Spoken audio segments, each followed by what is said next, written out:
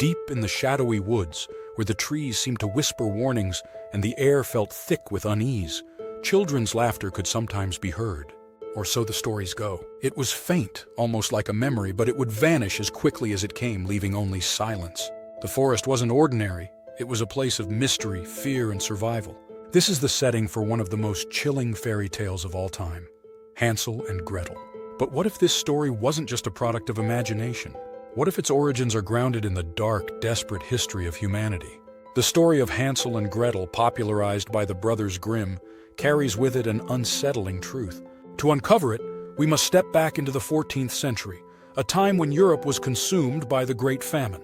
For 7 long years, from 1315 to 1322, relentless rain and bitter cold destroyed crops, leaving the continent's population in ruins. Livestock perished, bread became a luxury, and starvation claimed millions. In their desperation, people turned to choices that today seem unimaginable. One horrifying practice was the abandonment of children.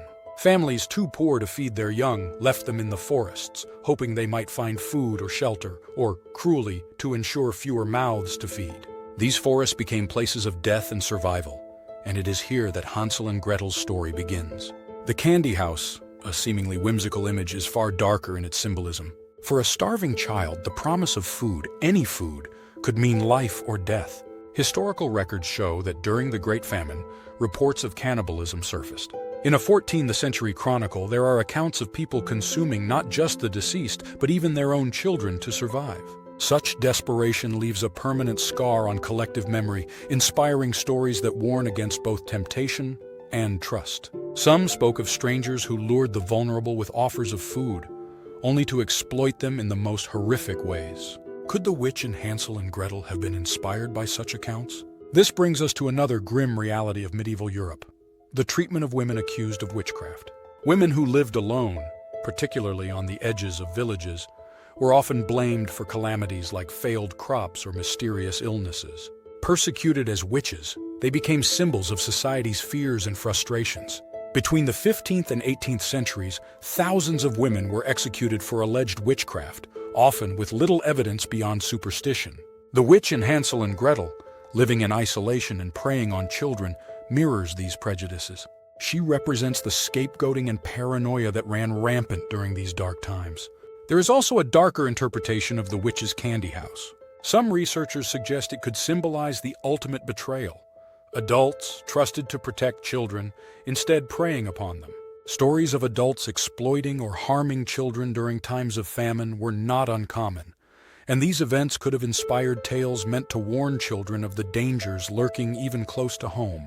Hansel and Gretel is not just a story about survival. It is a cautionary tale. In a world where life was precarious and death ever present, such stories served as warnings to children. Don't stray from the path, they taught. Beware of strangers, resist temptation, and stay together. These lessons, wrapped in fantastical narratives, were survival guides in disguise, meant to prepare children for the harsh realities of medieval life.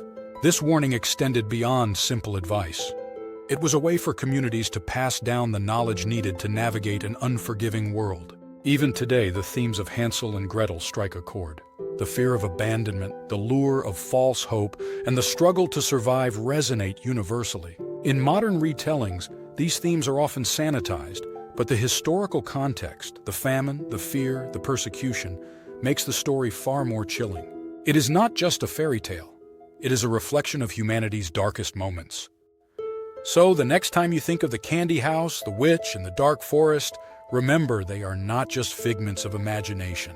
They are symbols of real fear, desperation, and survival from a time when the line between life and death was razor thin. Hansel and Gretel is a haunting reminder of the trials that shaped our stories and the lessons that endure.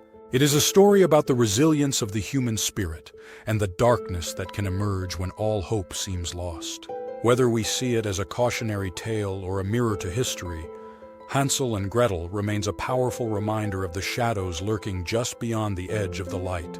If you found this exploration of Hansel and Gretel's dark origins intriguing, don't forget to like, share, and subscribe for more stories that uncover the haunting truths behind beloved tales. Leave a comment below with your thoughts. What do you think the candy house truly represents? We'd love to hear your theories.